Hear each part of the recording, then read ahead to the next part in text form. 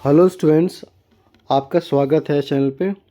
और इस चैनल पे आप सीखेंगे इंग्लिश बोलना, लिखना और पढ़ना। और अगर आपको हमारा कंटेंट पसंद आता है तो वीडियो को लाइक कर दें, शेयर कर दें और सब्सक्राइब कर दें। तो चलिए स्टार्ट करते हैं। मैं आपको एक एक वर्ड का मतलब बताऊंगा, सेंटेंस बताऊंगा और ये भी बताऊंगा कि किस वर्ड को आपको कैसे पढ़ना है, ताकि जब भी वो वर्ड आपके सामने आए आप उसको वैसे ही करेक्ट प्रोनाउंस करें, आपकी प्रोनाउंसिएशन ठीक हो, गलत ना हो। ठीक है, तो आप ये भी ध्यान रखें कि मैं किस वर्ड को कैसे बोल रहा हूँ, कैसे उसको बता रहा हूँ, और वैसे ही आपको पढ़ना है। चलिए स्टार्ट करते हैं। Sam Sam and Tom were Sam and Tom were Sam और टॉम कौन थे? Identical twins. कौन थे? सैम और टॉम आइडेंटिकल ट्विंस थे। ट्विंस का मतलब क्या होता है? ट्विंस का मतलब होता है जुड़वा। ठीक है, next. They were so identical they were so identical that even their mother. वे दे मतलब वे, वर का मतलब था, सो आइडेंटिकल वे इतने आइडेंटिकल थे, इतने एक जैसे लगते थे कि, दैट का मतलब क्या होता है? कि इवन देयर मदर। इवन का मतलब होता है यहाँ तक कि। Even their mother even their mother यहाँ तक कि उनकी मदर भी फाउंड इट डिफ़िकल्ट। फाउंड मतलब पाती थी, फाउंड इट डिफ़िकल्ट मुश्किल पाती थी। Even their mother found it difficult, इनकी मदर को भी डिफ़िकल्टी होती थी, मुश्किल होती थी। टू डिस्टिंग्विश वन, कि दोनों में अंतर कर पाएँ। उनकी मदर भी दोनों में अंतर नहीं कर पाती थी। डिस्टिंग्विश का मतलब क्या होता है? अंतर। From distinguish one from the another, कि एक दूसरे में वो अंतर नहीं कर पाती थी। कौन? उनकी mother. At least at least during their initial days on earth, यानी कि जब वो पैदा हुए थे तो वे इतने आइडेंटिकल थे, टॉम और सैम, कि उनकी मदर भी उनमें दोनों में कोई डिफरेंस नहीं पा पाती थी। डिस्टिंग्विश कोई अंतर नहीं कर पाती थी, इतने ज़्यादा आइडेंटिकल। आइडेंटिकल मतलब एक जैसे लगते थे।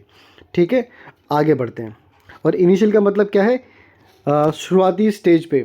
ठीक है, यानी जब वो पैदा हुए थे तब शुरुआत में उनकी मदर भी कोई डिफरेंस नहीं पा पाती थी। चलिए आगे देखते हैं।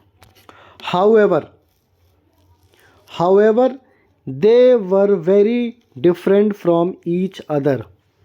हालांकि, हाउएवर का मतलब हालांकि, वे थे वेरी डिफरेंट बहुत अलग थे। किससे? फ्रॉम का मतलब क्या होता है? से। फ्रॉम का मतलब होता है से। फ्रॉम ईच अदर, एक दूसरे से। ईच अदर का मतलब क्या है? एक दूसरे से। वे एक दूसरे से बहुत अलग थे। डिफरेंट का मतलब क्या हुआ? अलग। वे एक दूसरे से बहुत अलग थे। दे का मतलब क्या हुआ? वे। दे का मतलब हो गया वे। ठीक है, यहाँ तक आपको समझ में आ गया? आगे देखते हैं। When it came to everything other than their, when मतलब जब, it का मतलब होता है ये है, it came to everything, जब सब कुछ की बात होती थी, other than सब कुछ की बात होती थी, लेकिन किसको? other than को छोड़कर। other than क्या? देखते हैं। other than their appearance, यानी कि जिस तरह से वे दिखते थे, जिस तरह से उनका लुक था, appearance.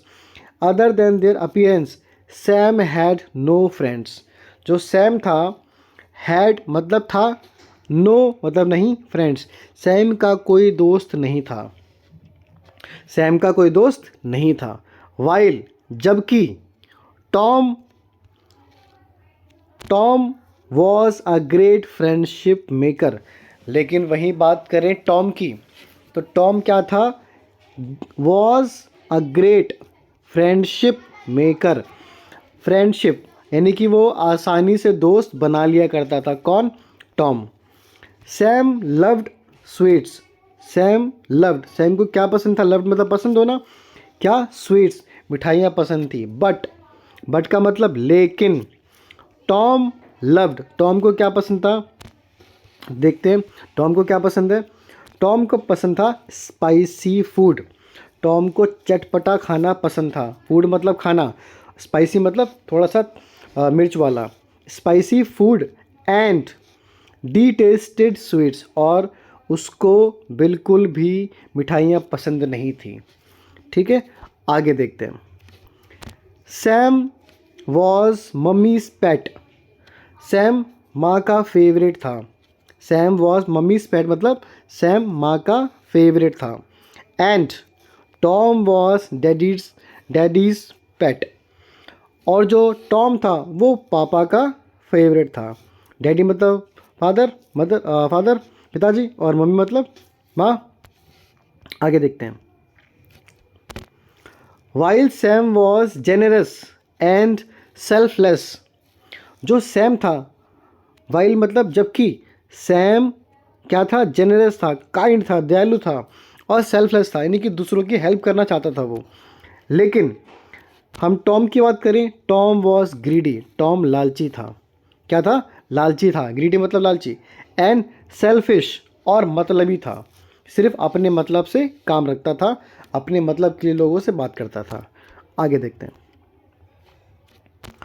As Sam and Tom grew up, जैसे टॉम एंड, ऐसे मतलब जैसे Tom and Sam and Tom grew up, जैसे टॉम एंड सैम बड़े होते हैं।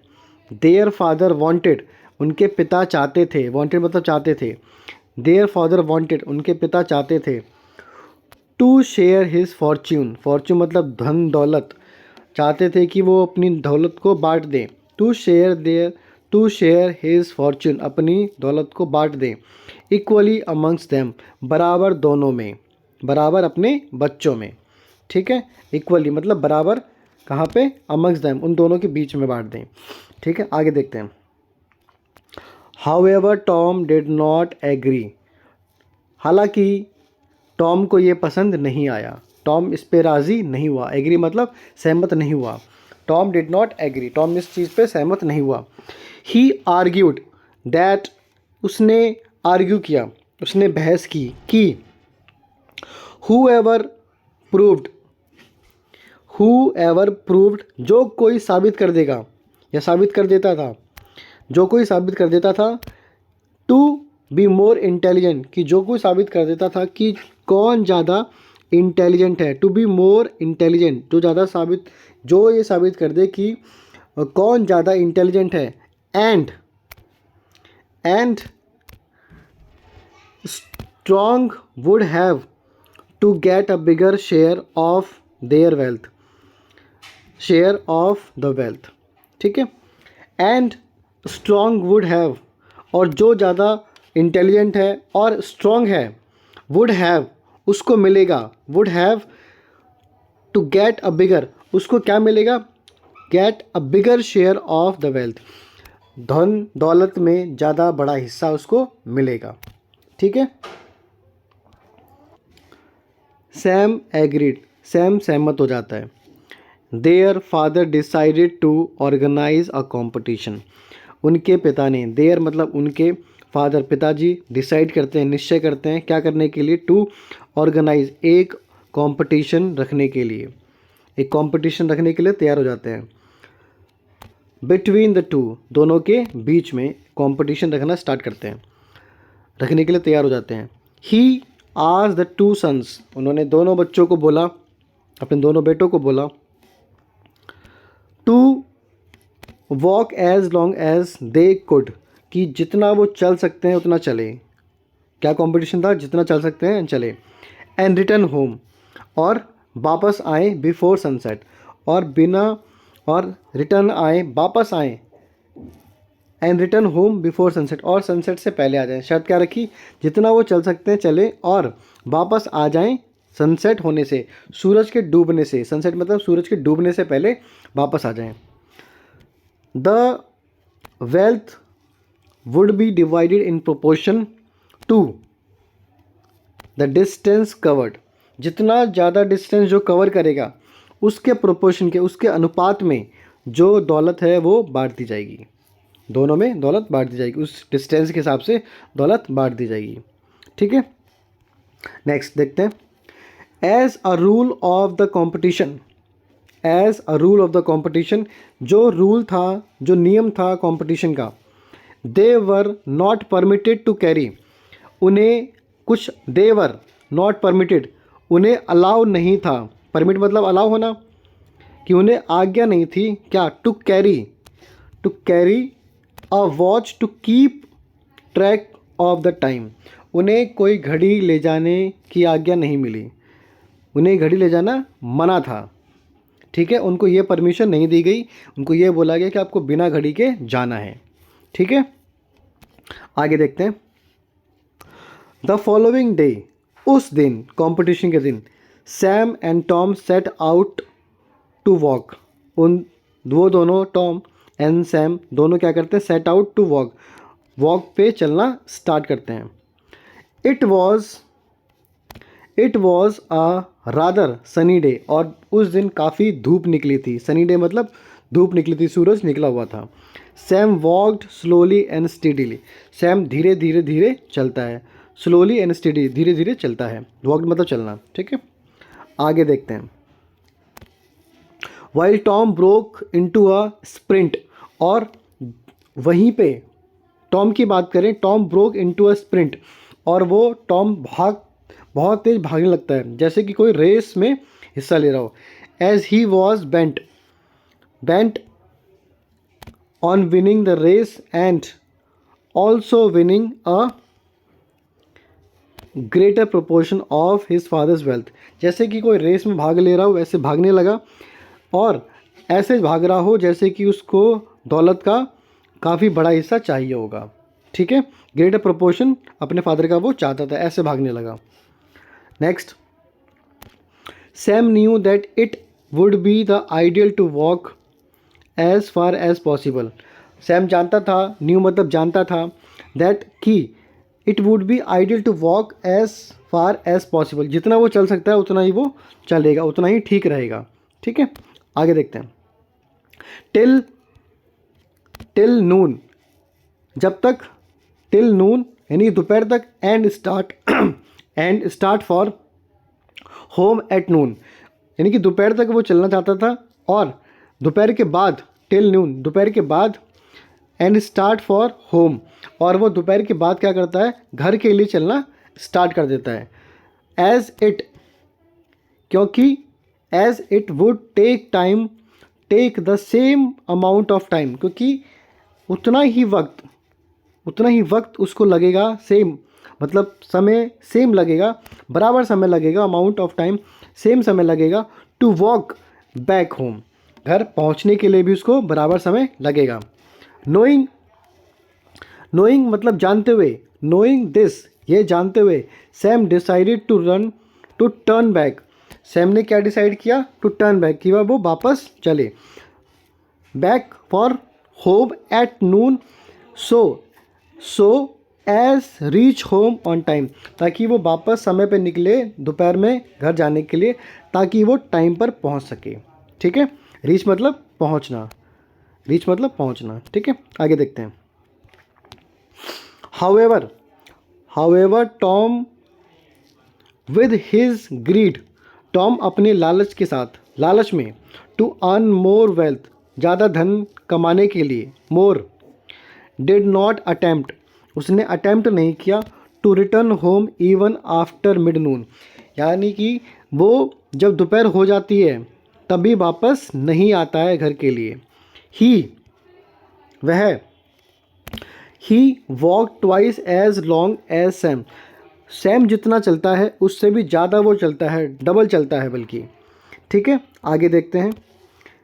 And thought he would still be able to return home before, और वो जानता है, सोचता है, क्या सोचता है, कि स्टिल बी एबल, और वो वापस आ जाएगा, टू रिटर्न होम बैक, घर वापस आ जाएगा, बिफोर द सनसेट, कि वो सैम से पहले घर वापस आ जाएगा, वो ये सोचता है।